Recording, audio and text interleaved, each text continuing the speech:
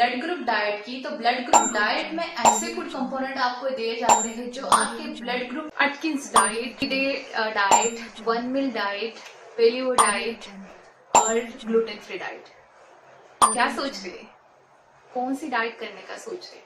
यदि इतनी खुशी मुझे आज रख ये ले। कौन सी डाइट करने का सोच रहे हैं? यदि इनमें से कोई भी एक डाइट करने का सोच रहे हैं या इसी तरह की कोई भी क्रैश फैट डाइट करने का सोच रहे हैं, वीडियो आपके लिए है। ये बड़ी अच्छी बात कही आप। कितना सच छुपा है इन डाइट में जानते हैं इस वीडियो में। कोई भी चीज करने के पहले उसके हमें जानने चाहिए उसके प्रोज और कॉन्स क्या होते हैं असर अपनी बॉडी में। तो इस वीडियो में हम बात करने वाले हैं इन सारी डाइट्स का, डिटेल में नहीं, थोड़ा ओवरलुक करने वाले हैं कि इसका फायदा क्या है और इसका असर हमारी बॉडी में क्या होने वाला है। आमतौर पर कई लोगों को देखा जा रहे हैं आजकल, जिन्हें देखो वजन कम करना है।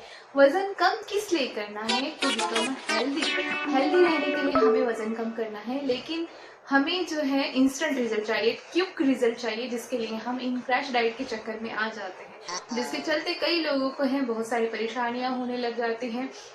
ऐसा नहीं है कि ये डाइट वर्क नहीं करते हैं, ऐसा नहीं है कि ये डाइट आप कर नहीं सकते हैं, ये सच है, लेकिन इसके लिए हमें पूरा डिटेल में जानना पड़ेगा कि क्या हो सकता है। एक गलत डाइट आपका जान भी ले सकती है। कई बार आपने देखा होगा बहुत लोगों को जो है बहुत ज्यादा एक्सट्रीम लेवल की फास्टिंग करने के उपरांत उनको जो है चक्कर तो आ ही जाते हैं, लास्ट में उनका बीपी लो हो जाना, हाइपोटेंशन उनके बॉडी में डेवलप होना जो है चालू रहता है। ऐसे में यदि इसी तरह का सिलसिला चालू रहता है, देखिए आपको बड़ी खुशी होती है ना जब इन तरह की क्रैश डाइट जब हम करते हैं, उसके बाद में बहुत इंस्टेंटली रिजल्ट आता है। चीटिंग करता है तू, चीटिंग करता है तू। लेकिन याद रखिए ये जो आपका वेट लॉस हुआ रहता है उसमें से 50% फ्लूइड लॉस होता है आपका फैट में। फैट लॉस होने के लिए बहुत मशक्कत करनी पड़ती है, फैट इजीली जो है लॉस नहीं होता है। और जो हम वेट लॉस हमारा देखते हैं, चेंजेस देखते हैं, तो कहीं ना कहीं फ्लूइड लॉस होने की वजह से वजन हो। और इस तरह की जो हम जब फैट डाइट क्रैश डाइट जब करते हैं तो हमारे बॉडी का मसल मास लूज कर देते हैं, न्यूट्रिशन डेफिशिएंसी हमें हो जाती है। और कई बार जो होते हैं बॉडी में एबनॉर्मेलिटी, मेटाबॉलिज्म डिक्रीज होना, मेटाबॉलिज्म बढ़ना, गॉलस्टोन होने के बेकार है भैया। मैं तो टूट गया मैं तो अब खत्म हो गया यार मैं तो। Induction, ongoing weight loss, pre maintenance and life time maintenance, ये 4 फेजेस होते हैं अटकिंस डाइट की। और टिपिकली अटकिंस डाइट जो होती है low in carbohydrate and higher in protein होती है। और ऑल टाइम जो है हमें मॉनिटर करना पड़ता है, कंट्रोल करना पड़ता है कार्बोहाइड्रेट के इनटेक को। कार्बोहाइड्रेट की एक बाउंड्री सेट की जाती है कि उसके ज्यादा हमें जो है कार्बोहाइड्रेट का इंटेक नहीं करना है, और ये लीड करता है आपका वेट लॉस करना। किस तरह से वजन कम करता है? अटकी डाइट का फंडा क्या है? Higher in protein and lower in carbohydrate. तो हमारा प्राइमरी जो एनर्जी का सोर्स होता है, जो हमें एनर्जी मिलती है बोलने के लिए, चलने के लिए, फिरने के लिए, जो भी हम काम करते हैं उसके लिए जो प्राइमरी एनर्जी मिलती है वो हमें कार्बोहाइड्रेट से मिलती है। प्रोटीन से हमारे मसल्स बिल्ड होते हैं, प्रोटीन के ग्रुप में आते हैं प्रोटीन, और साथ ही ये जो है कैलोरीज भी प्रोवाइड करते हैं, मीन्स कि हम इससे एनर्जी भी ले सकते हैं। लेकिन बॉडी क्या करती है, स्पेशली जो कार्बोहाइड्रेट से जो हमें एनर्जी मिलती है उसी को जो है हमें एनर्जी के लिए जो है यूज किया जाता है। बट यदि आप जो है अनाजों का मात्रा कम कर देते हैं जिसमें कि कार्बोहाइड्रेट ज्यादा हमें मिलता है, जितनी भी अनाजों की वैरायटी जिसमें पास्ता है, शुगर है, चपाती है, चावल है, बाजरा, ज्वार, रागी, जो भी चीजें जिसमें कि कार्बोहाइड्रेट कंटेनिंग होते हैं, वो सारी अनाजों वाली चीजों से हमें कार्बोहाइड्रेट मिलता है। और ये फर्स्ट प्रिकर्सर होता है एनर्जी का। जब हम इन चीजों को रिस्ट्रिक्ट कर देते हैं तो बॉडी में यदि हम प्रोटीन ले रहे हैं, फैट ले रहे हैं, तो हमारी बॉडी क्या करेगी, बजाय कार्बोहाइड्रेट के वो प्रोटीन को यूटिलाइज करना चालू कर देती है एज अ एनर्जी सोर्स के रूप में। और जब हम प्रोटीन को यूटिलाइज कर लेते हैं बॉडी में, यदि एनर्जी के लिए प्रोटीन को यूटिलाइज करेंगे तो मसल्स बनेंगे नहीं। और दूसरी बात, ये स्टोर फैट जो होता है एडिपोज टिश्यू, उसे भी यूज करना चालू कर देता है। और इससे क्या होगा, जो प्रोटीन जितना ज्यादा आप खाएंगे तो उसमें नाइट्रोजनस कंटेनिंग जो कंपाउंड है वो फिल्टर करने के लिए किडनी पे प्रेशर आएगा। और बॉडी में जो है कीटोन्स बनना चालू हो जाते हैं। ऐसे स्थिति में जो है बॉडी में कीटोन्स बनते हैं, आपके मसल्स नहीं बन पाएंगे।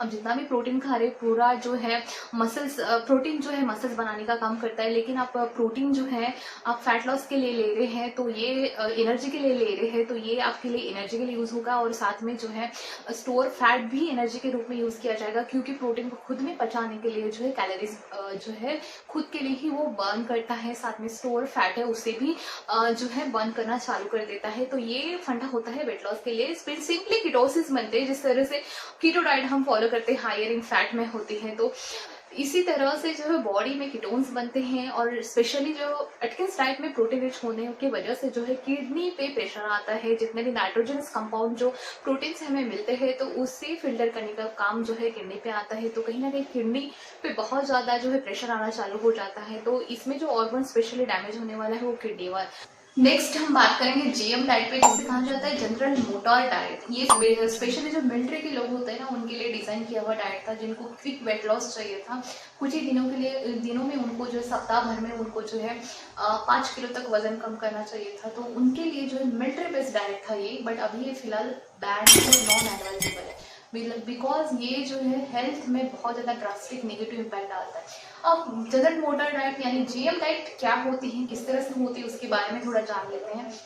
जीएम डाइट में स्पेशली पहले दिन पे आपको जो है किसी भी तरह के फ्रूट्स ही खाना है, उसमें से केवल बनाना छोड़कर, और स्पेशली वाटरमेलन और मस्क मेलन पे जोर दिया जाता है, बेरीज पे। तो डे 1 में आपको जो है सारे फ्रूट्स एक्सेप्ट बनाना छोड़ के आपको खाना होता है। डे 2 में आपको क्या करते हैं, फिर वेजिटेबल जो कुक है लेकिन विदाउट ऑयल है। डे 3 में क्या करते हैं, फिर मिल्क और बनाना को मिलकर खाने के लिए बोलते हैं। और डे 5 में आपको जो है ब्राउन राइस के साथ कर्ड और टोमेटोस खिलाया जाता है, और डे 7 में आपको कुक वेजिटेबल्स भी जो है खाने के लिए कहा जाता है। तो ये जो है ना न्यूट्रिशनल टोटली इम्बैलेंस डाइट होती है और बहुत ही क्विक रिजल्ट देती है। जिनको भी बहुत जल्दी में वजन चाहिए, किसी भी हाल में मुझे वेट लॉस कराना है, उनके लिए यदि जो जीएम डाइट फॉलो करते हैं तो डेफिनेटली रिजल्ट बहुत अच्छा आता है। बट ये जो है नॉन एडवाइजेबल डाइट है, बिकॉज इसमें पूरी तरह से जो है फैट को एक्सक्लूड किया जाता है। और पर्टिकुलर फीमेल में यदि फैट्स कम आते हैं, फैट्स की कमी होती है डाइट में, तो फैट्स और वाइटामिन की छोड़िए हार्मोनल इम्बैलेंस होना चालू हो जाता है। आपको पता है हार्मोन जो है केमिकल की तरह होता है, शरीर में केमिकल ही है, नथिंग बट। और ये इसे डिसॉल्व करने के लिए और जो ये करने के लिए, मूव करने के लिए फैट जरूरी होता है, और गुड फैट उससे और ज्यादा अच्छा होता है। तो यदि हम पूरी तरह से फैट को एक्सक्लूड कर देते हैं तो डेफिनेटली हार्मोन की इम्बैलेंस होना बॉडी में चालू हो जाएगा। तो जीएम डाइट जो होती है टोटली न्यूट्रिशनल इम्बैलेंस होती है, ड्रास्टिक चेंज आता है, ट्रिगर हो जाता है मेटाबॉलिज्म, और बॉडी में जो होता है वजन तो कम होता है, डेफिनेटली नो डाउट बहुत अच्छी तरीके से वजन कम होता है। लेकिन जो आप जैसे नॉर्मल खाने पे आ जाते हो, जिस दिन से ही आपने सोचा कि अब मुझे जीएम डाइट छोड़ देना है, मेरा वजन जितना चाहिए था मैंने लूज कर लिया है, लेकिन जिस दिन से आप थोड़ा सा भी राइस और या रोटी और सब्जी आप खा लेते हैं, तुरंत से रिकैप करना चालू कर देगा डेफिनेटली। तो इस तरह का डाइट करना है कि जो सेहत के लिए हार्मफुल है और साथ साथ में ये इंस्टेंट पे रिजल्ट दे रहा है, लेकिन लॉन्ग टर्म में बहुत खराबी चल रही है। कई लोग जो है मेडिसिन लेना प्रेफर नहीं करते। क्यों नहीं करते? बिकॉज अभी तो प्रॉब्लम सॉल्व कर देते हैं, लेकिन बाद में इसका साइड इफेक्ट पूरी जिंदगी भर हमें लेना पड़ता है। तो सेम जो जीएम डाइट है, फैट डाइट होती है, ये तत्काल के लिए इंस्टेंटली आपको क्विकली आपको रिजल्ट दे देती है, लेकिन बाद में बहुत ड्रास्टिकली बॉडी पे नेगेटिव इम्पैक्ट डालती है। No, God, please, no, no, no. Zone diet की यदि हम बात करते हैं तो ये बहुत ही क्लियर है। 40% खाने में जितने भी आप दिन भर में कैलोरीज ले रहे हैं, उसमें से 40% कैलोरीज जो है कार्बोहाइड्रेट से आनी चाहिए, 30% कैलोरीज जो है प्रोटीन से आनी चाहिए, और 30% कैलोरीज जो है फैट से आनी चाहिए। तो ये टोटल जो बन रही है, मतलब इन्होंने जो किया है डिस्ट्रीब्यूशन, जो कार्बोहाइड्रेट है, प्रोटीन है, फैट है। प्रोटीन और फैट का जो है इशू नहीं है, लेकिन इसमें कार्बोहाइड्रेट का जो है थोड़ा सा लेवल कम हो जाता है। जो 40% है माने बहुत कम हो जाता है। और शरीर में यदि आप कार्बोहाइड्रेट पूरे डाइट में जितना आप दिन भर का डाइट, यदि आप 1800 कैलोरी या 1500 कैलोरी ले रहे हैं, उसमें से यदि आप जो है 40% सिर्फ आप कार्बोहाइड्रेट लेते हैं, तो थोड़ा जो है बहुत लेस एनर्जी आपको कार्बोहाइड्रेट के थ्रू प्रोवाइड होगी। तो जिसके चलते जो है बॉडी में ऑलरेडी जो स्टोर्ड फैट है, उससे चलते जो है एनर्जी जो है लेना बॉडी चालू कर देती है, जिसके चलते आपको वजन वेट लॉस होना चालू हो जाता है जोन डाइट में। बट जोन डाइट की यदि हम बात करें तो ये न्यूट्रिशनल इम्बैलेंस है, क्योंकि जो हमारी पूरी डाइट होनी चाहिए 60% या 50%, एटलीस्ट 60% तो भी पूरा जो एनर्जी का सोर्स है वो कार्बोहाइड्रेट का मेजोरिटी रहता है। तो यदि हम 60% कार्बोहाइड्रेट रखते हैं, प्रोटीन फैट जो है 25% रखते हैं, तो ये आइडियल माना जाएगा। बट यदि आप 40% भी आप ले रहे हैं तो ये थोड़ा कम हो जाएगा। लेकिन यदि आप जो है अच्छे यदि हेल्थ एक्सपर्ट से आप ये डाइट प्लान करवा रहे हैं, लेकिन मेरा मानना है फिर भी ये जो है नेगेटिव इम्पैक्ट ही कराएगा। कुछ शॉर्ट टर्म तो रिजल्ट आपको दिखा देगी। अरे कहना क्या चाहते हो?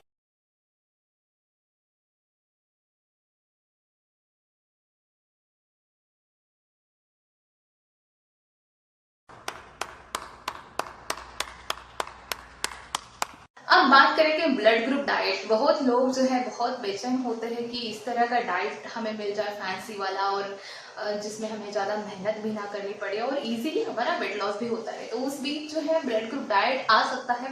ब्लड ग्रुप डाइट में क्या होता है कि ऐसे फूड कंपोनेंट, ऐसे फूड ग्रुप को जो आपके खाने में, आपके डाइट में जो है समावेश किया जाता है, जिसके चलते जो इजीली डाइजेस्ट हो जाते हैं according to your blood group, easily digest हो जाते हैं, इजीली मेटाबॉलाइज हो जाते हैं और इजीली जो है फूड एब्जॉर्ब हो जाते हैं, जिसके चलते जो है आपका जो फूड जो बाकी जो स्टोर होने वाला रहता है स्टोर नहीं होता है, फैट नहीं होता है, और कैलोरीज कम होने के चलते जो है आपका वेट लॉस, वजन कम होना भी चालू हो जाता है।